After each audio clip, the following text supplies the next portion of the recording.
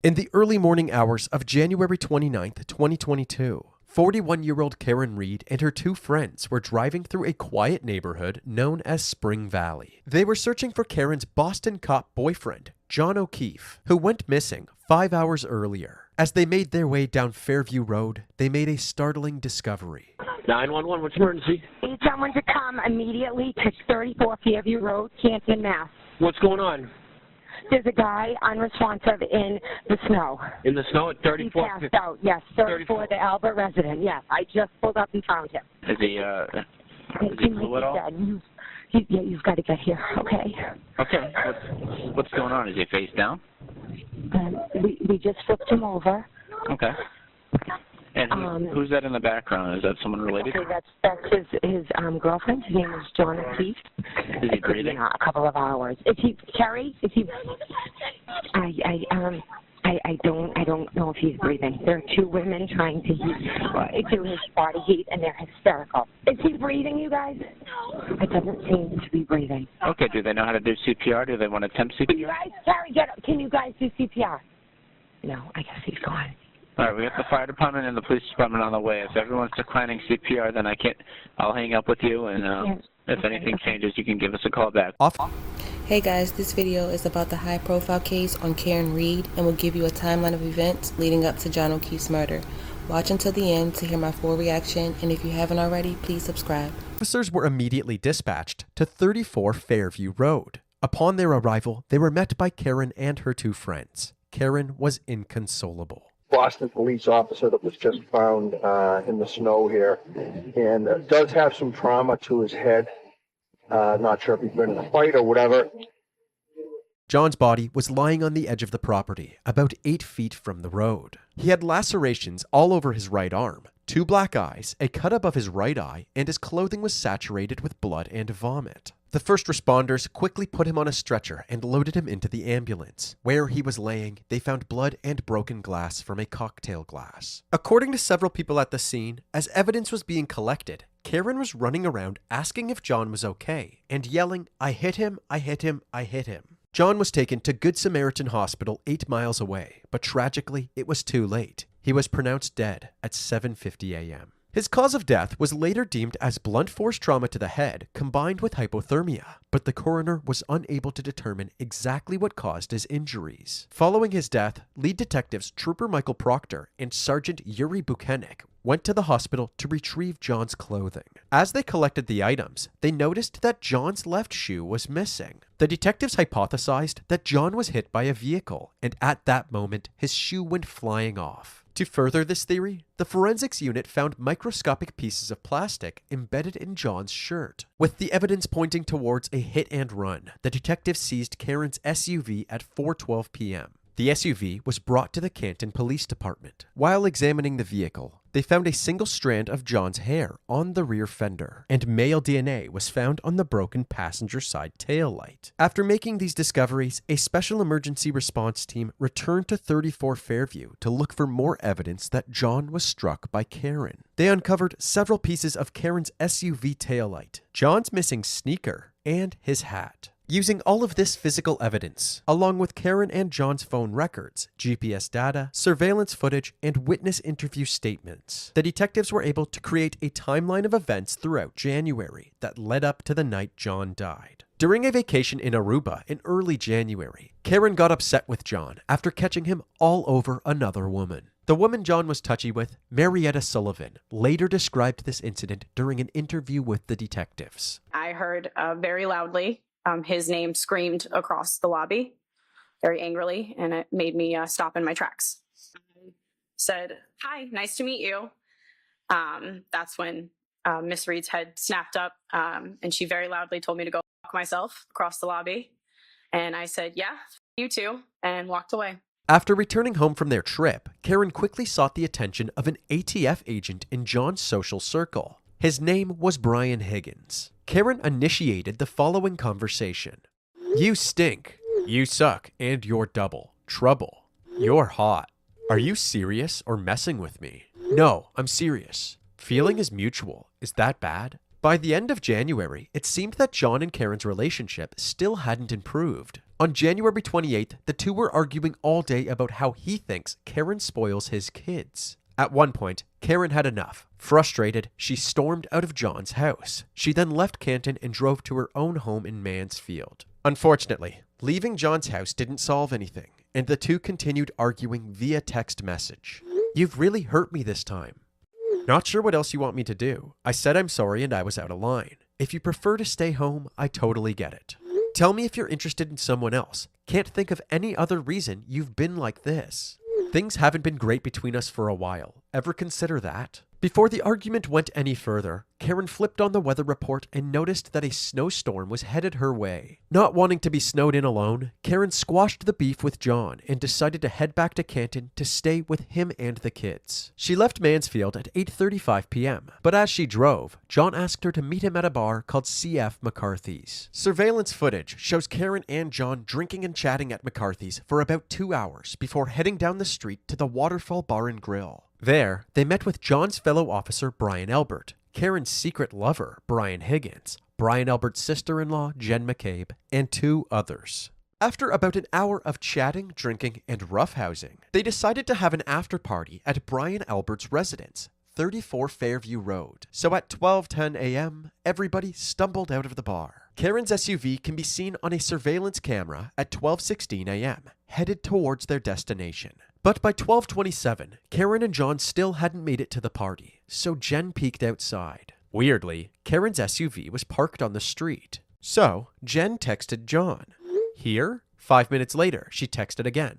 "Pull behind me." These texts seemed to go unnoticed, so at 12:40, she followed up one more time, saying, "Hello." Jen then witnessed Karen's SUV drive off at 12:45 a.m. The party wrapped up an hour later, around 1:45 a.m., and everybody went home. Then, about 3 hours later, at 4:53 a.m., Karen called Jen to tell her that John was missing. She then picked up Jen and her friend Carrie to help search for John. Carrie then placed this. I think it's really weird that the friends continued the party without the owners of the home there, and being that the car was out front, no one walked over to go check to see what was going on. It's weird to me. Call to the Canton Police Department. Canton Police, Sergeant Good. Hi, my name is Carrie. I'm calling because my friend's boyfriend did not come home last night. They were at Waterfall, and now she is calling me hysterical because she doesn't know where he is. You didn't pick anybody up by the name of John O'Keefe, did you? John O'Keefe? Yeah, he's a Boston cop. No, we didn't lock anybody up or anything like that. They were out having drinks, and then she left and expected him to come home at some point, and he never did. He just didn't come home last night. No. Is this common sometimes? Exactly. Happen with him? No. That's kind of why she's more freaking out. They then went back to John's to see if he was actually home, and Karen just couldn't see him. They can be seen arriving on John's security camera, but they have no luck finding him inside the house. So Karen then suggested that they go back and check the party house at 34 Fairview. Even more suspicious that the girlfriend didn't call the police. She had her friend do it. I don't know, that's just weird to me. Apparently, as they walked toward the car, Karen wondered if she accidentally hit John earlier that night. She said, do you think I hit him? Do you think I hit him? And I said, no, I don't think you hit him. I think you probably hit something, but let's just go in the house and look for him. As they pull up to the house at 6:03 a.m., Karen begins screaming at her friends to stop the car. Despite the low visibility from the snowstorm, she says that she thinks she can see John. Lo and behold, John was found lying face down in the snow. 2 days after his body was found, on February 1st, Karen was arrested. She was charged with vehicular homicide, manslaughter, and leaving the scene of a motor vehicle collision causing death. Karen Reed left the courthouse after posting bail, charged with hitting her boyfriend, Boston police officer John O'Keefe, with her SUV early Saturday morning. At her arraignment, Karen pled not guilty. She posted bail and was released, but her bail conditions included a stay-away order from John's family. So on February 6th, 2022, Karen couldn't attend John's funeral. His brothers and sisters in blue stood on the steps as Officer John O'Keefe's blue casket was carried out of the church, his family following behind. He made time for everyone. He really just honestly had the biggest heart, honestly, and taking in the kids. O'Keefe took on the role of raising his niece and nephew after their parents died several years ago. It was a role O'Keefe's family says changed his life. it goes to show the person that he is. He has a huge heart. Like my family said, he would give you the shirt off his back. Just really amazing guy. Hundreds gathered to pay their respects and mourn John's death. Even a part of the highway was shut down for the day. Over the following months, the detectives continued building their case against Karen. As the snow melted, they went back to the crime scene multiple times, discovering 46 more pieces of plastic from Karen's taillight. With this new evidence in hand, the prosecution went to a grand jury, hoping to upgrade her manslaughter charge to second-degree murder, claiming that Karen, in a fit of rage, maliciously and deliberately killed John. This was approved, and on June 9th, 2022, Karen was indicted. Sergeant Buchanan and Trooper Proctor led a team to Karen's Mansfield residence to execute the arrest warrant. I'm being charged with second-degree murder now? That's correct. Vehicular homicide and leaving the scene causing death and bodily injury. Believe there has been an arrest warrant issued for you. I need medication and some personal bathroom items. Okay, what type of medication and where is it you can get it for? Can I have normal shoes, please, so I'm not on TV looking like this? Yes. These This lady just screams guilty to me. She's more worried about now being charged with something else and her shoes and how she's going to look on TV, not the fact that her boyfriend is gone and that she's the reason for it. don't even have underwear. Can I put pants on? Your parents can come over here and retrieve anything. But I don't want to be on Channel 4 in my pajamas. I wouldn't worry about the news right now. She's more concerned when she looks like some TV. Me all right now? No. Okay. Have a seat there for me.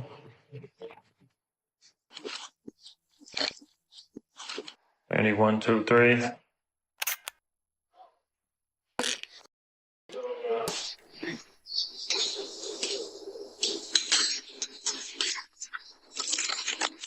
Get down here. Did you press right? Press left. I gotta search you, okay? Yeah, can you pull the pockets out so I don't have to... Nothing in the pockets? Nothing in the waistband, anything? Okay, no pockets in the shirt? Alright, man, you can take this, okay?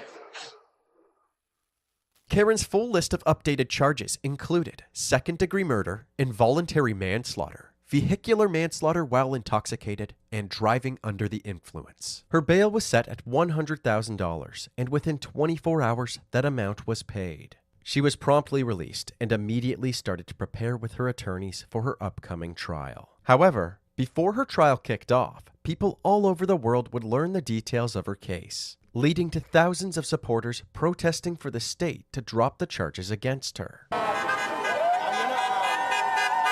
This pro-Karen Reed rally in Dedham was one of the largest, with dozens of demonstrators lining the street, waving signs, and proclaiming Reed's innocence. We still want to support her right through, you know. We're not going to stop. We're not going to quit. Many of the protesters have contributed to Reed's legal fund. You want to give us an idea of how much you've contributed? Oh, a few hundred, we'll say, at least, yeah. And are you willing to contribute more? Of course, as long as it takes, you know. Throughout her court proceedings, supporters lined the sidewalks leading to the courthouse, holding signs and chanting, "Free Karen Reed!" And every time she and her defense team showed up, they would cheer her on. Supporters of Karen Reed were cheering as she and her defense team arrived for day one of the trial. Jury selection. However, while Karen and her defense team walked the red carpet, the prosecution and their witnesses endured the walk of shame. Resign, all of you! Resign! Shame on you! You are a disgrace to the bench! You're probably wondering what caused such an intense public reaction in Karen's case. Well, all of the details we have shared about the investigation thus far are part of the narrative laid out by the prosecution during Karen's murder trial. But in the defense's opening statement, they have a completely different narrative. Karen Reed was framed. Her car never struck John O'Keefe. She did not cause his death. And that means that somebody else did. We are now going to take you through the series of events that resulted in Karen's arrest once more, but this time we will follow the narrative laid out by the defense.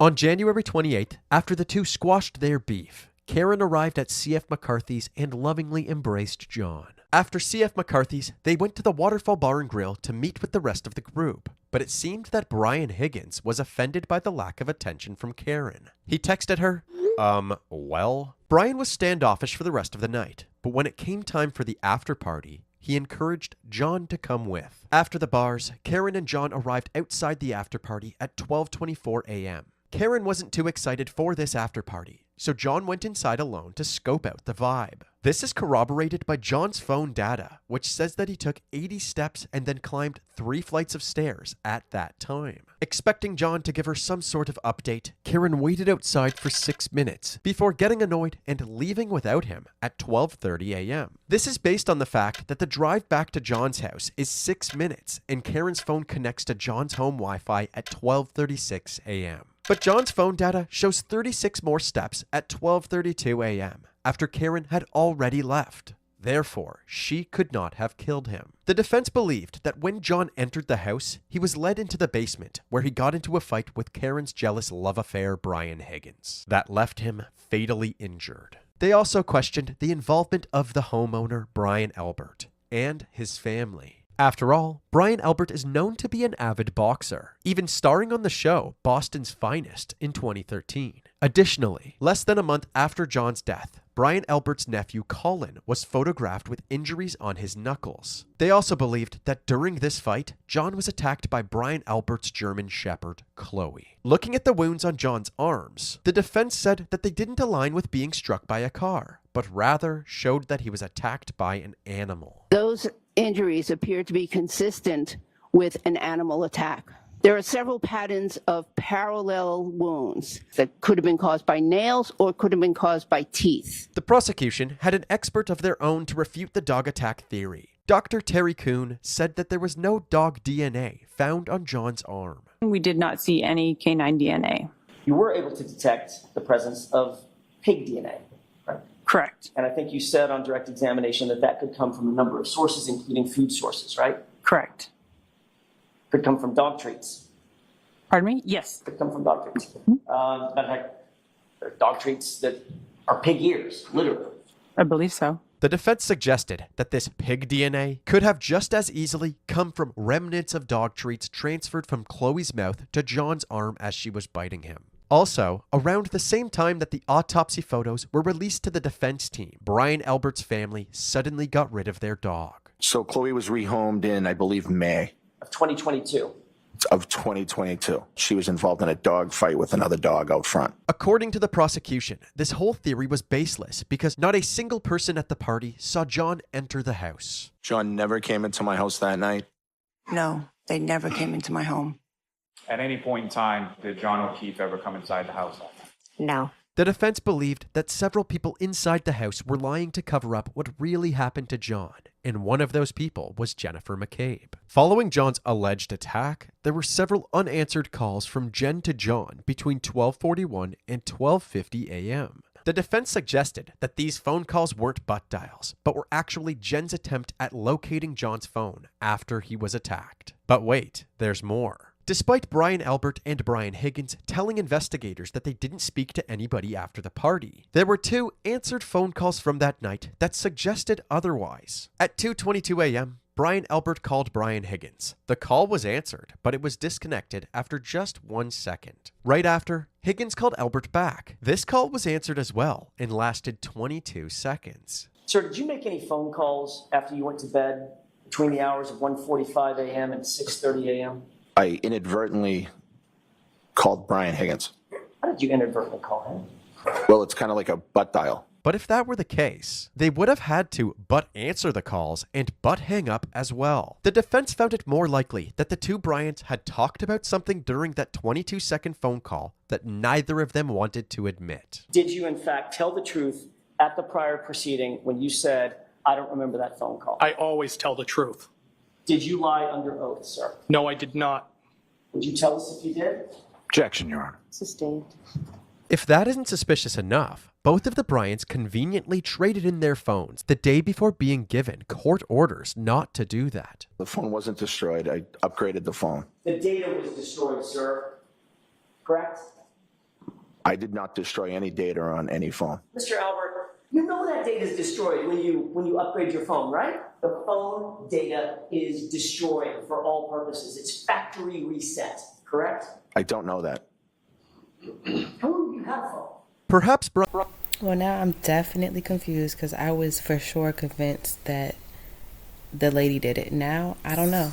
Brian Albert received a tip from someone investigating John's death, and they got rid of their data because there was something on there that would incriminate them. After all, Brian Albert's brother, Kevin, works as a detective at the Canton Police Department. This might also explain why Brian Albert's family members were never even questioned, even though there was a dead body found on their lawn. You had an officer, a Boston police officer, who was either dead or dying on the front lawn of a house with a bunch of occupants, and you didn't think that it was necessary to investigate or interview those occupants yourself?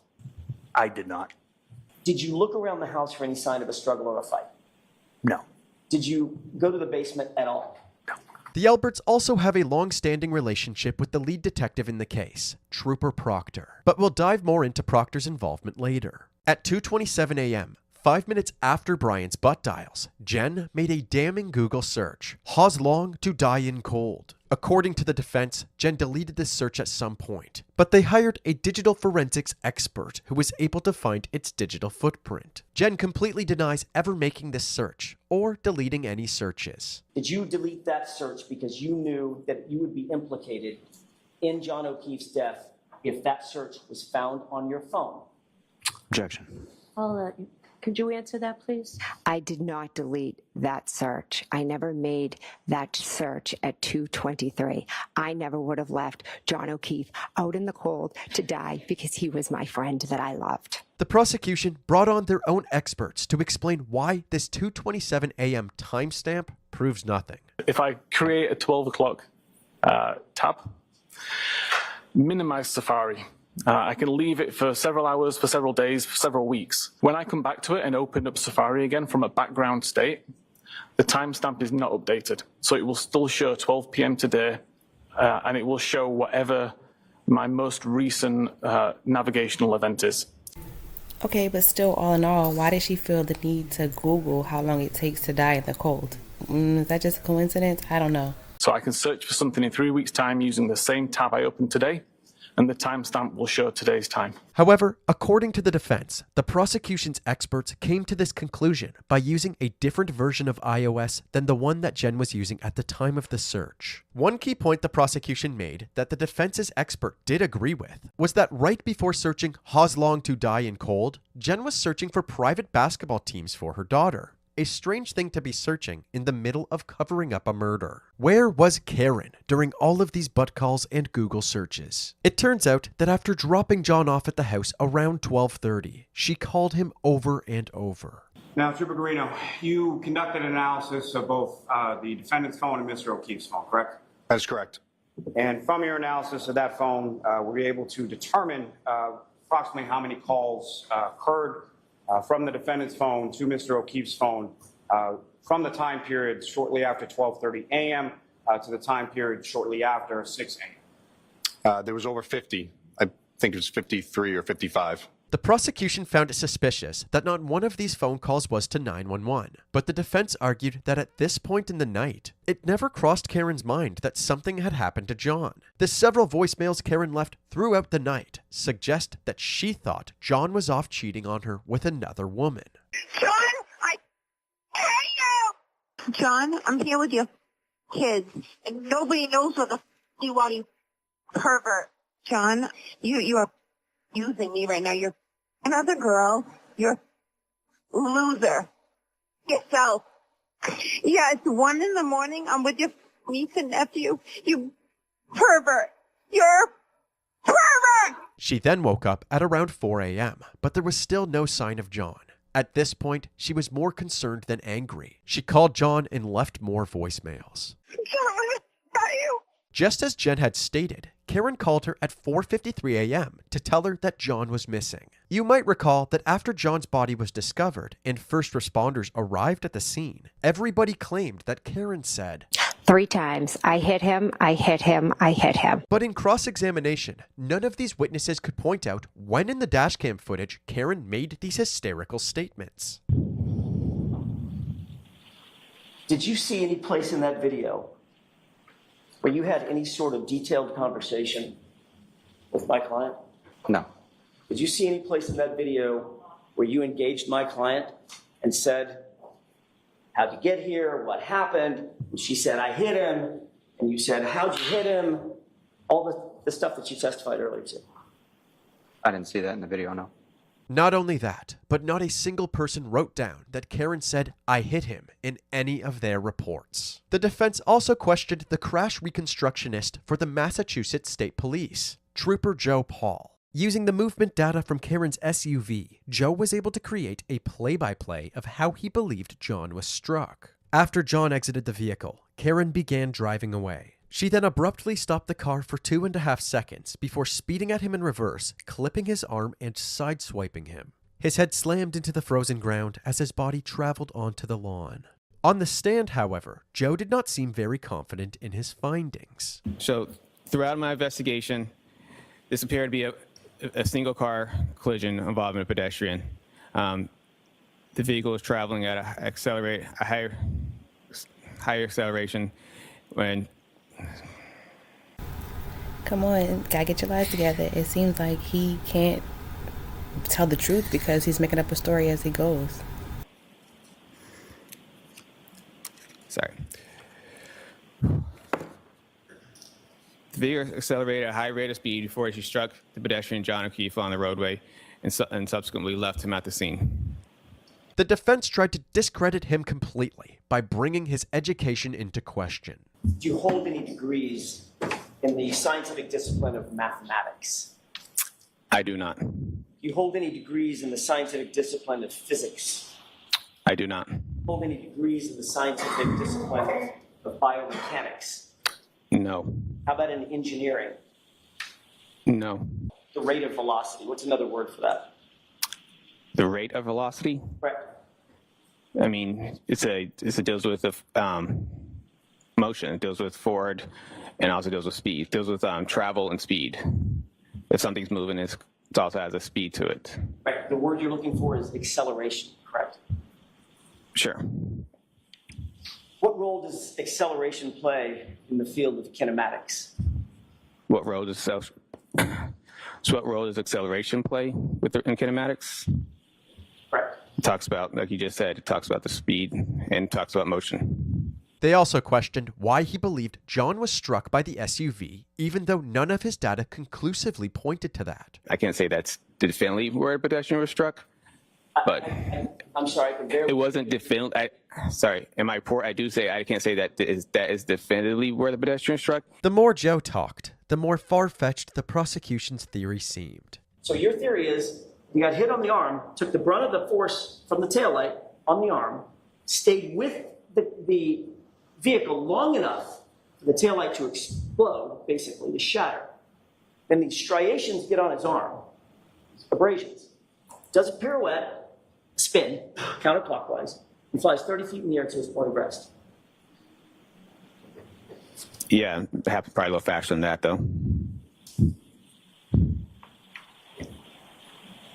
I thought you said he hit his head on the curb. I said that's one of the possibilities of when you look at the roadway, as he gets spun around kind of clockwise, it's a possibility that the curb is there, any blunt force object on the ground, as the ground is pretty blunt. And through all of this, John never let go of his cocktail glass. The defense brought in their own experts, Andrew Rentschler and Daniel Wolf, who have PhDs in computer and bioengineering. They work for a company called ARCCA, or ARCA, who specialize in crash reconstruction. By its very nature, sideswipe has minimal forces. We see it even between vehicles that just rub against each other. So if there's a sideswipe impact with a pedestrian in a vehicle, there's going to be very little damage to the pedestrian. And similarly, there's going to be very little movement. There's really no force at all acting. You know, for instance, if a car came and swiped by your arm, but didn't have enough force or enough contact to cause any damage, well, it wouldn't actually cause any movement of the person either. So a sideswipe by its very nature involves minimal impact, minimal forces, minimal velocities. So was the taillight damage consistent or inconsistent with striking an arm? It was, our findings was it's inconsistent for a number of reasons, but it's inconsistent with striking the arm. Yes, sir. Okay. He could have slipped and struck his head. The car could have backed up and not known that he was there and nudged him and caused him to fall. I mean, any event that would cause him to fall backwards obviously would result in him striking his head. So there's numerous, almost infinite possibility of different scenarios that could result in that type of an event. But if Karen didn't hit him, then how does the defense explain the broken taillight? At 5:07 a.m., a surveillance camera at John's house shows Karen leaving in her SUV to go search for him with Jen. The defense argued that Karen's SUV backed into John's vehicle, breaking the taillight. However, the prosecution simply disagreed, citing that there were no taillight pieces found in the driveway. They seemed to believe that the SUV came extremely close to the other vehicle, but didn't actually hit it. But there were also no taillight pieces found at the crime scene when evidence was initially being collected. At any point in time, either before or after the leaf blower was taken out by Lieutenant Gallagher, did you see 45 pieces of bright red, black, and clear plastic pieces scattered all over the scene? I did not. Did you find or see even one piece of broken plastic? I did not. And yes, you heard that right. He said leaf blower. Before the Massachusetts State Police had shown up, Canton police officers used a leaf blower to clear the snow at the crime scene. They also used Stop and Shop bags instead of evidence bags, and red Solo cups to collect the blood. It does not look like an evidence bag, does it, sir? No. These are trained police officers. I'm sure they're very aware on how to conduct a crime scene, so I'm confused as to why they handled this the way they handled it. It looks like a grocery bag. Correct. What is that? Those are the plastic cups with the coagulated blood. It goes without saying that this is not how evidence in a homicide case should be handled. But anyways, it wasn't until January 29th at 5:46 p.m., 46 minutes into the second search of the lawn, that the pieces of taillight were found. The defense suggested that someone had planted the taillight pieces at the crime scene at some point between the first search at 7:30 a.m. and the second search at 5:46 p.m. To shut this theory down, the prosecution showed surveillance footage of Karen's SUV pulling into the Canton Police Department, where it was taken after being seized. In the video, you can see lead detectives Buchanan and Proctor hovering around the vehicle, inspecting it closely. But it appears that the broken passenger side taillight is never meddled with. Sergeant Buchanan and I never touched any part of that vehicle. During cross-examination, however, the defense highlighted a part of the video where Proctor's hat can be seen peeking over the vehicle as he stands at the driver's side taillight for an extended period of time. Except he isn't actually on the driver's side door. While watching this video, the defense noticed that the word police on the trunk of this cruiser was mirrored. Someone had inverted this footage before it was submitted as evidence. How did you discover that the image was inverted? I saw the word police and thought I had dyslexia. The side of the car facing the camera is actually the driver's side, and Trooper Proctor is on the passenger side, where Karen's broken taillight is. While these cops seem more and more suspicious, they are definitely hiding something. Defense believed that the prosecution intentionally showed this inverted video to the jury to make it seem as if no one had meddled with the broken taillight. When in reality, while Proctor was standing there, he was discreetly collecting the taillight fragments that would ultimately wind up all over the crime scene. The defense also found it strange that a single strand of John's hair had stayed glued to the SUV after many miles of traveling through a snowstorm. The prosecution suggested that it could have been frozen to the car, considering the weather conditions. But perhaps Proctor had tampered with this evidence as well. Planting evidence wasn't the only thing Proctor came under fire for during the trial. Throughout the investigation, Proctor discussed details of the case in a group chat with his high school friends. In this text exchange at 10:56 p.m., your buddy Bird writes, "I'm sure the owners of the house will receive some shit." Correct? Correct. How did you take that to mean? Did you take that to mean like he's not going to get in any trouble, he's not going to be a suspect, correct? Correct. And he's not going to be implicated in any way. Is that right? Correct. And your answer was one word, correct? Yes. What was that word? Nope. Next text. He's a Boston cop too. Even more shocking were the vulgar comments he made about Karen. Funny, I'm going through his client's phone. No nude so far. I hate that man. I truly hate him. She's a whack job. C-U-N-T. Objection. So don't spell it. You have to, so these are your words, Trooper Proctor? Yes, Your Honor. Go ahead and say them. Yes, she's a babe. Weird Fall River accent, though. No ass.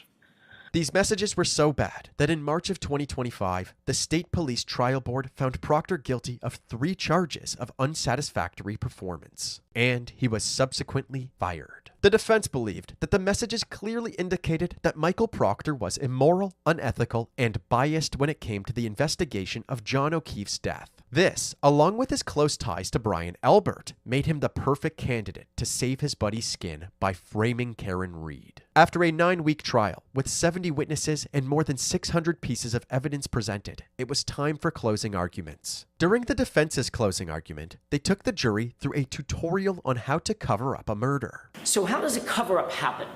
How could that happen? Well, let's count the ways, shall we?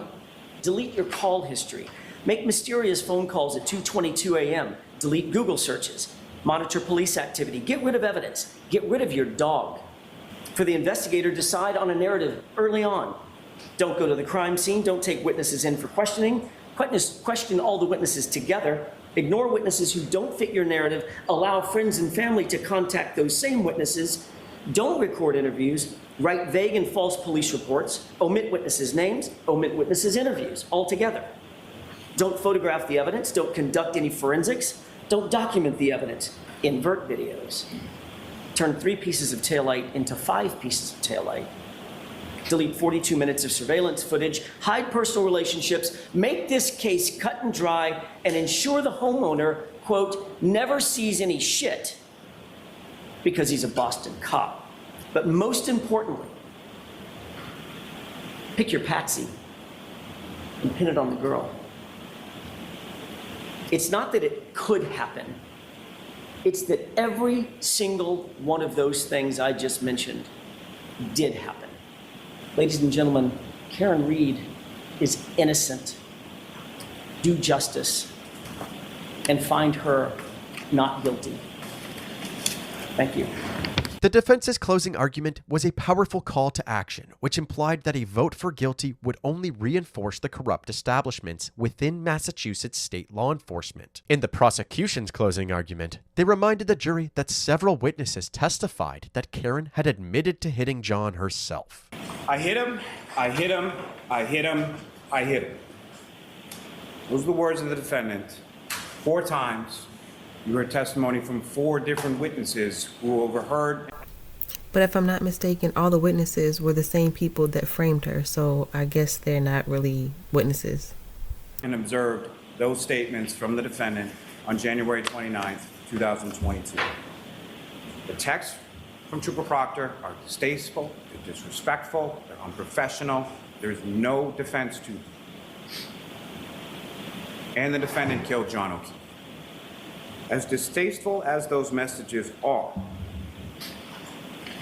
and their content is, I submit they had no bearing whatsoever or impact whatsoever on the integrity of the entirety of the investigation that Massachusetts State Police collectively conducted into John O'Keefe's death here.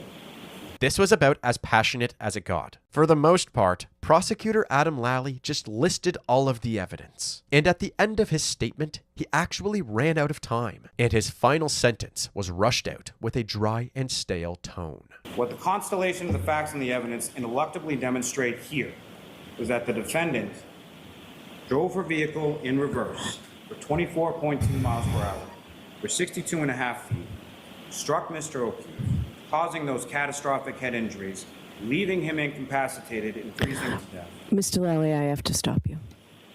You've gone over. Okay. I literally have 1 sentence on you. 1 sentence I'll give you. From that facts and that evidence, I would submit ineluctably demonstrates her guilt on each of the indictments before you, and I would ask that you find it so. Thank you. As the jury deliberated, they could hear the chants of Karen's supporters. On day 4 of deliberations, the judge received a note from the jury. Dear Judge Cannoni, I am writing to inform you on behalf of the jury that despite our exhaustive review of the evidence and our diligent consideration of all disputed evidence, we have been unable to reach a unanimous verdict. Signed by the foreperson. This is our 4th day of deliberations. I'm not prepared to find that there have been due and thorough deliberations at this point. Following judge's orders, the jury continued to weigh their decision, and on day 5, they sent another note to the judge. Our perspectives on the evidence are starkly divided. Some members of the jury firmly believe that the evidence surpasses the burden of proof, establishing the elements of the charges beyond a reasonable doubt.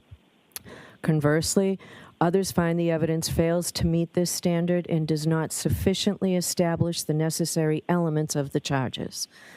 The deep division is not due to a lack of effort or diligence, but rather a sincere adherence to our individual principles and moral convictions. To continue to deliberate would be futile and only serve to force us to compromise these deeply held beliefs. I'm not going to do that to you folks. Your service is complete. I'm declaring a mistrial in this case. With a mistrial declared, the case of Karen Read is not over. Directly following this trial, the district's attorney's office released a statement saying they would be retrying Karen Read. Outside the courthouse, her defense team told the media that they weren't backing down either. Folks, this is what it looks like when you bring false charges against an innocent person. The Commonwealth did their worst. And guess what? They failed. They failed miserably, and they'll continue to fail. No matter how long it takes, no matter how long they keep trying, we will not stop fighting. We have no quit.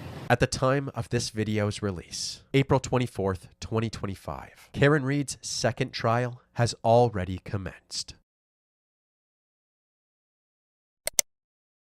Wow, this case was like a roller coaster with a lot of unexpected turns.